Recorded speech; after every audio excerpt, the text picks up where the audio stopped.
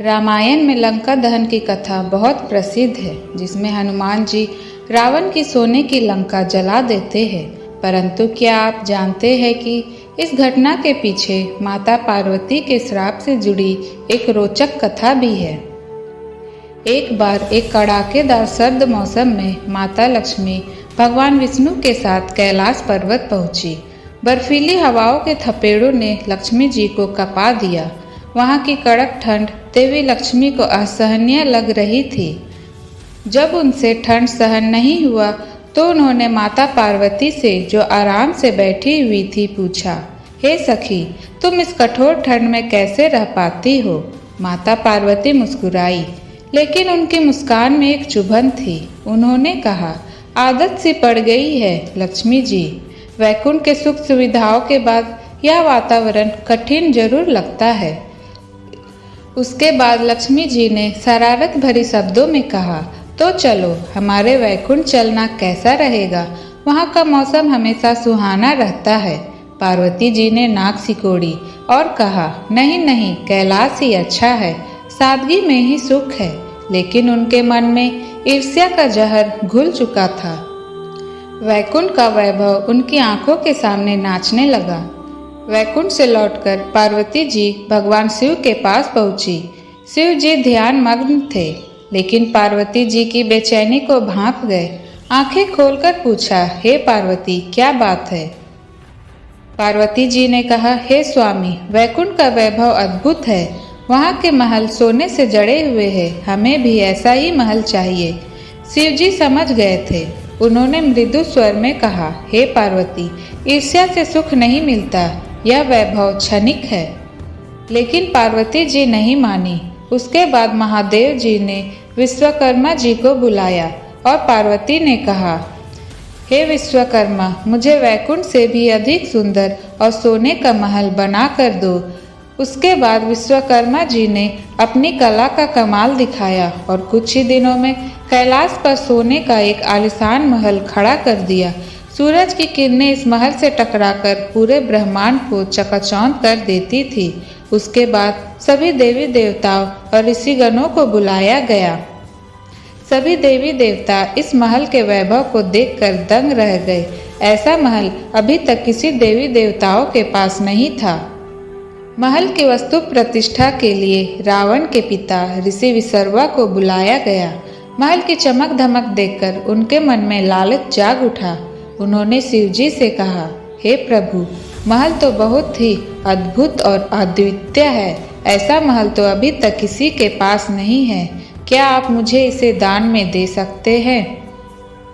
शिव जी समझ गए थे कि पार्वती जी को गुस्सा आएगा, परंतु दान देने से इनकार करना भी धर्म के विरुद्ध था।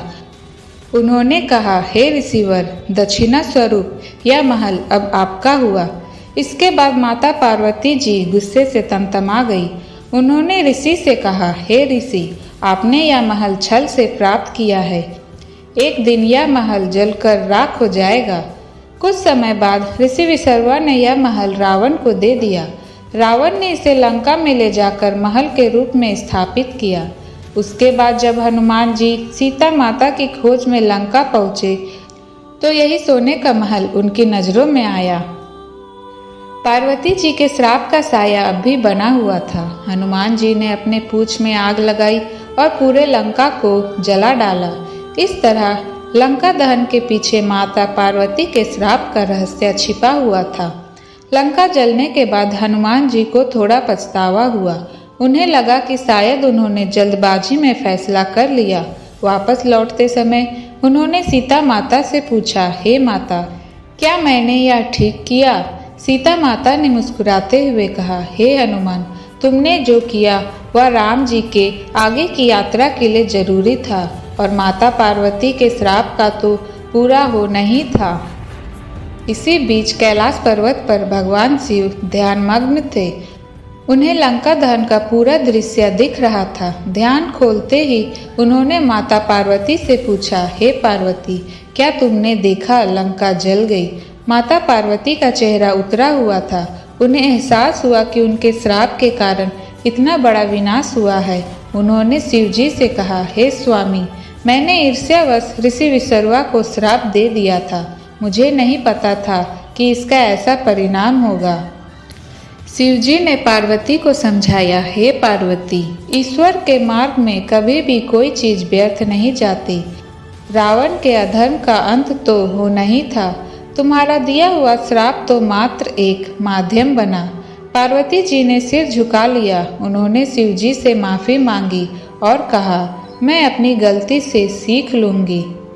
हालांकि रामायण के विभिन्न संस्करणों में लंका दहन के पीछे कई कारण बताए गए हैं। कुछ कथाओं में यह भी बताया गया है कि इस विषय में एक अन्य कथा भी बहुत प्रसिद्ध है, जिसके तहत रावण खुद ब्राह्मण का वेश धारण कर शिवजी के पास गए थे और उनसे सोने का महल मांगा था।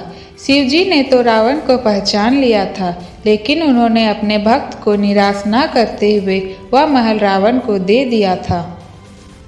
यह कथा हमें कई महत्वपूर्ण संदेश देती है, जैसे ईर्ष्या और लालच से बचना चाहिए। माता पार्वती की ईर्ष्या ने श्राप का जन्म दिया, जिससे भारी विनाश हुआ। दूसरा, छल से प्राप्त चीजें कभी स्थायी नहीं होती।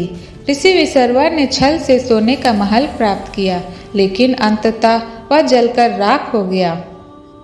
तीसरा, कर्तव्य का पालन करना महत्वपूर्ण है।